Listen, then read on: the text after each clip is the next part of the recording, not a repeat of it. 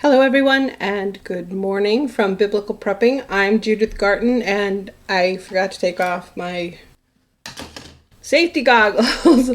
There we go.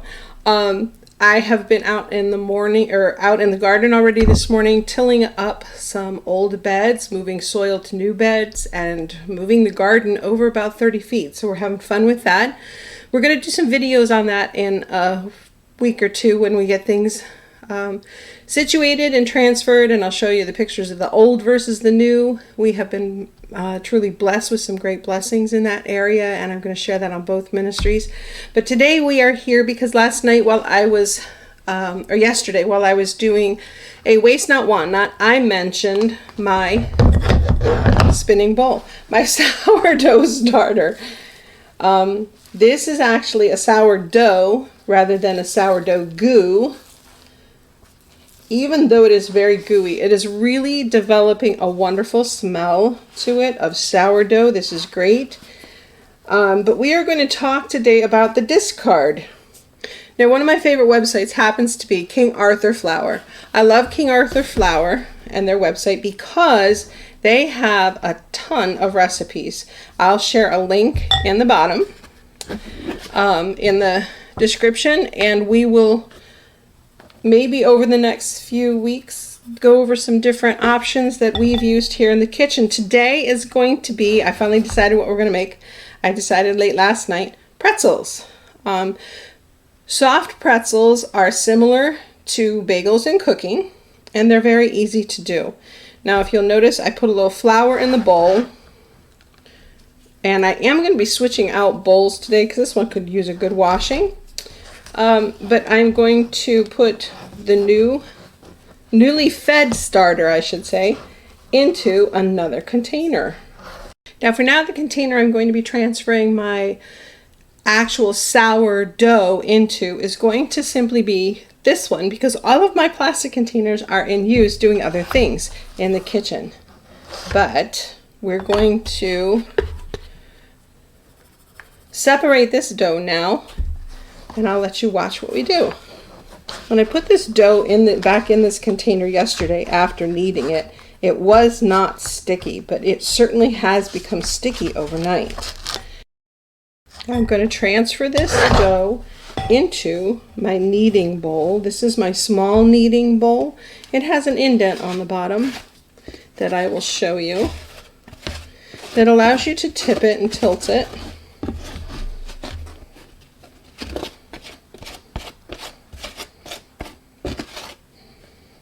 To match your needs as far as kneading goes.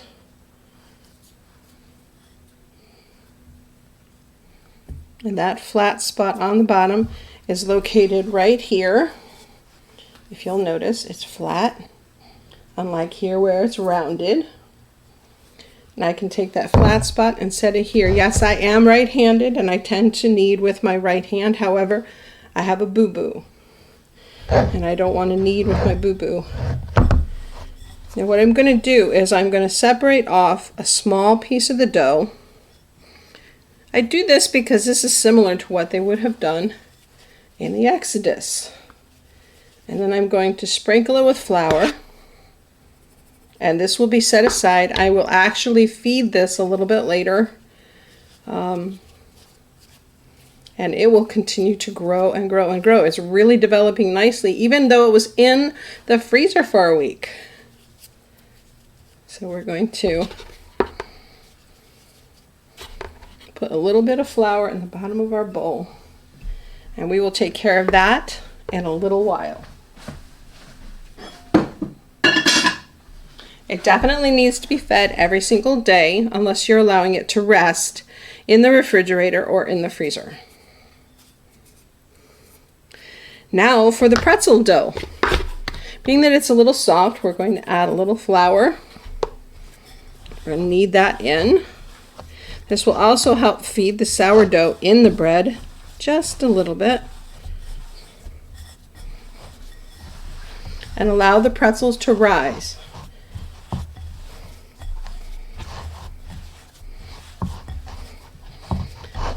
I want so much to use my right hand.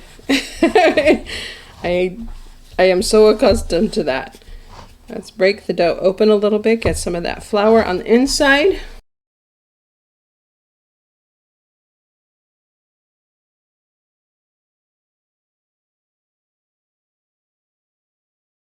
I love this table. We got it for free at a yard sale, or rather an estate sale. And we were there to pick up something else, and I spotted it in the garage. They were just going to throw it away. I told them I would take it off their hands. Now, I'm also going to flour my board because it is still a little sticky.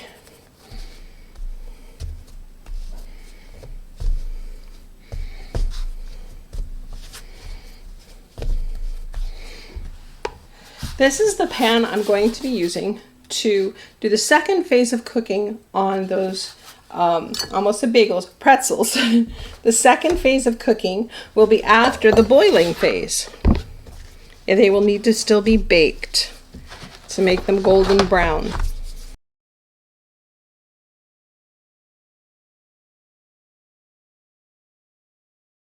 I'm going to take a little cornmeal and I'm going to sprinkle this on the parchment paper so that I can easily remove the pretzels.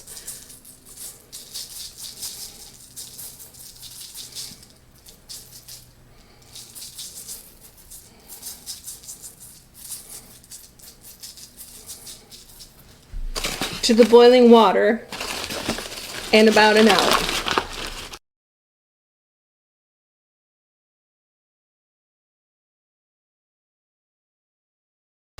Sometimes I make pretzel logs, other times I make pretzels. I'm actually going to make pretzels today. We'll see how that goes. If you've been to an Amish market or other place where they make pretzels by hand, I am not that fast. I'm also not that talented or qualified to make pretzels. So we're just gonna make them easy peasy simple. And they might actually look like pretzels when I'm done. They might not. You roll it into a rope about 12 inches long. Then you try to shape it to look like a pretzel. And there we go.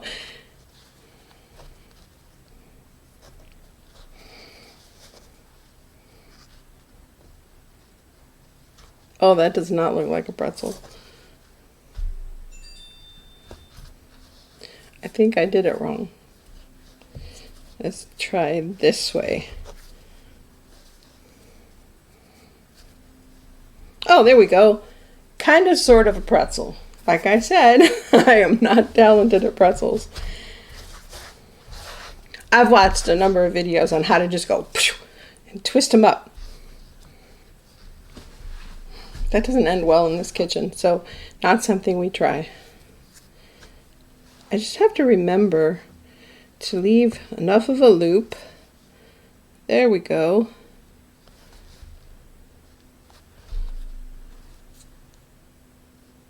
Okay, this one has too long of a leg. We'll stick that little piece over here. I told you this is hilarious to watch. All right, this one looks more like a pretzel with an extra long leg. Try again.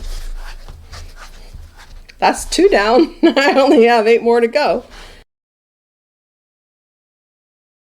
That one's better. We're getting there. That fourth one looks a lot better. Number 5. Halfway done. Suddenly I'm remembering how to do it, kind of, sort of. You want to leave enough space in between each of the pretzels that they don't touch each other as they rise. Now, they're not going to need to rise a lot because they will rise a little bit more in the boiling process. There you go. Number 10. They don't look too bad. So there we go. I'm going to leave those here and clean up some of the dishes, and we'll do the boiling in about, not quite an hour, but we're going to cover these with a damp warm rag and let them rise for that time. Okay, I am back. We did another probably 45 minutes spurt gardening outside, also known as intermittent gardening for me. It is warming up today nicely. Should be about 75 outside. Now, my pretzels did not quite rise as much as I had hoped. I probably should have started them a little bit earlier in the day, and I didn't. I thought they would rise a bit more. They probably need at least another hour, but we're going to go through and do this because we need them for brunch. And brunch will be in about 25 minutes or so because Jim has work this afternoon. He's got appointments.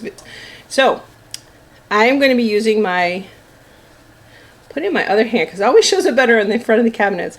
I'm going to be using my Pampered Chef little wire whisk. I have a little bit of water in this bowl, crack an egg, and we are going to crack the egg again. It does not want to open. There we go. Mix up a little bit of an egg wash. I want these to look a little bit more like pretzels you're going to get from the pretzel companies and whatnot out there. So let's whip this up.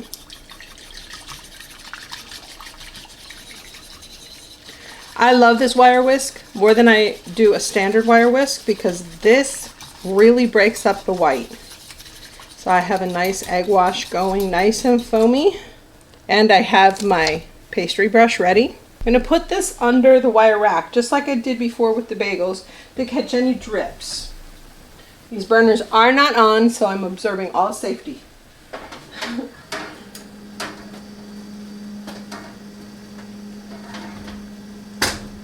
Okay, now we're going to move this over here. And the water is boiling. I had to turn the oven down because I accidentally set it at 375 and I don't want it quite that high. So here we go. Praying these did not stick. And we lower it into boiling water. Remember to count to about 30 seconds and then flip them over. I'm going to move the pan so you can see a little bit better and I can stand to the side. I'm using a little bit bigger pan than I did with the bagels because I want to do as many of these pretzels at a time as I can. These other two have started to float, so they are ready to be flipped.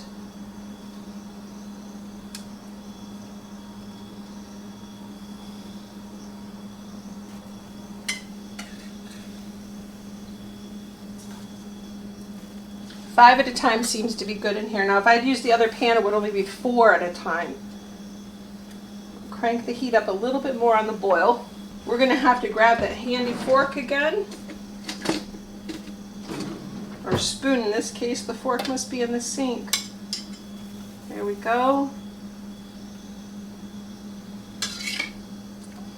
All 5 are flipped.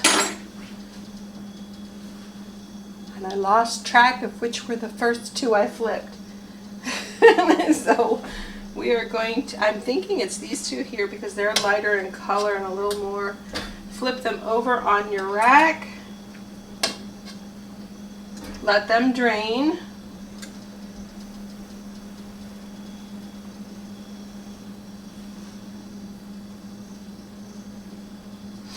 I'm going to lower 2 more into the water. I've lost my boil completely. And I have a stuck pretzel. You have to be careful lifting them off if they're stuck. You don't want them to deflate, so you need to be very cautious. I'll put this little one in. These 3 are ready.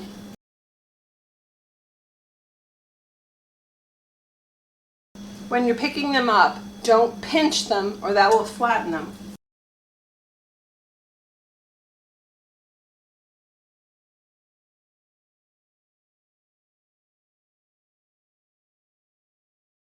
You definitely want them to rise as much as possible before putting them in the water because they won't rise as much in the oven while they're cooking, if at all.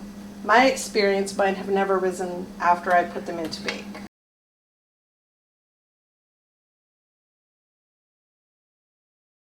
Now I'm just going to leave the cornmeal on that parchment and place the pretzels. Like so. I'm going to put the bigger ones to the outside. The larger ones will go to the outside and the smaller ones will go to the middle. Alright, there we go. They are almost ready to go into the oven. I want to make sure I put the egg wash on because these ones I want to be looking like pretty pretzels. And here we go. A little bit of an egg wash. Make sure you do it delicately and gently. You don't want to cause any squishing or deflating.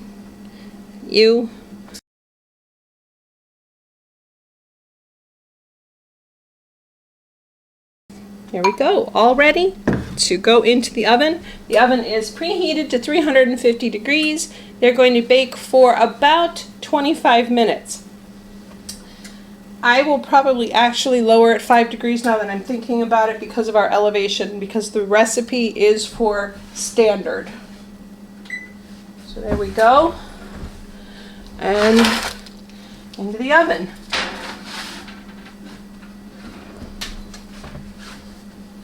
We will show you those when they come back out and when they're ready to be eaten.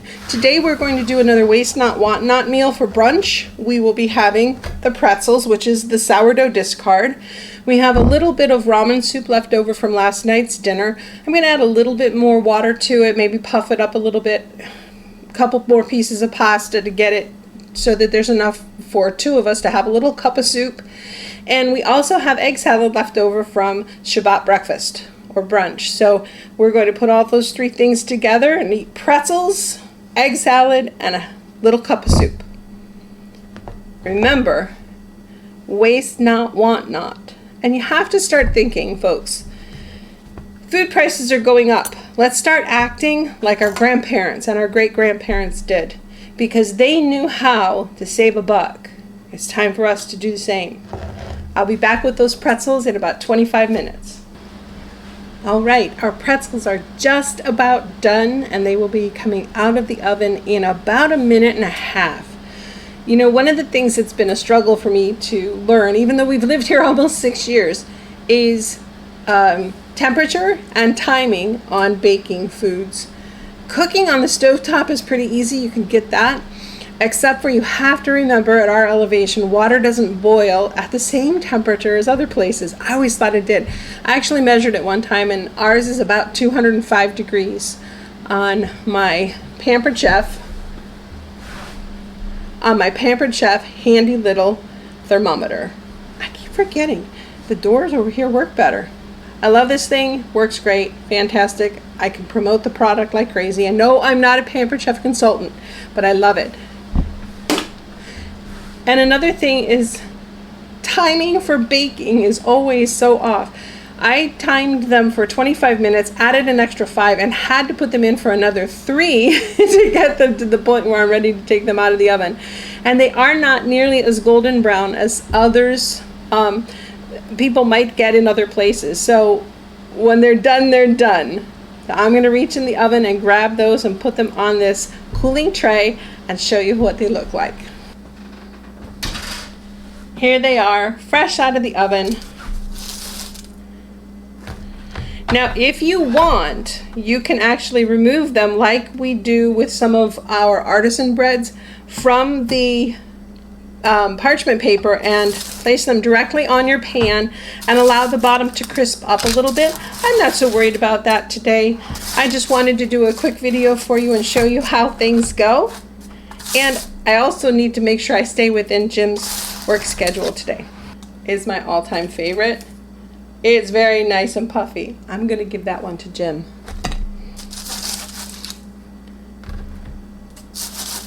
He's a big fan of Philly pretzels. All right, the stove is off, our egg salad is out, our soup mugs are ready, and the soup is done. It's ready to roll. I'm just waiting for him to come back inside from being outside. So there you go.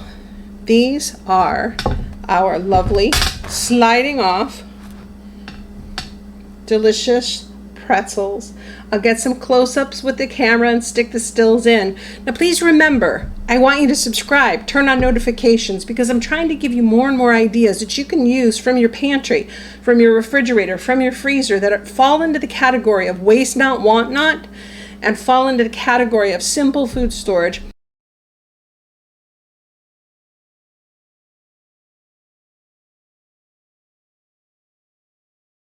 There may come a time when you yourself are in a position where you only have certain ingredients left, or you've only been able to get certain ingredients from the stores. And if you find yourself in that position, you need to know what you can make.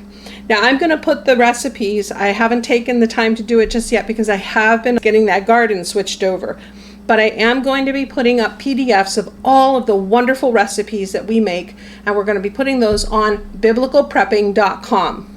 And we will post all of the PDFs and the links into the comments below. It's going to take me a couple weeks to get all that done and go back over the videos where I need to ensure that you have recipes. I want you to be ready. And a good way to take care of these recipes is to print them out and put them in a 3-ring binder with those plastic sheets. You can actually take that binder and stick it on a bookshelf in your kitchen, or stick it in your food storage buckets, or even in your pantry. Thanks for stopping in today, and remember, eat what you store what you eat, and waste not, want not. Blessings and shalom.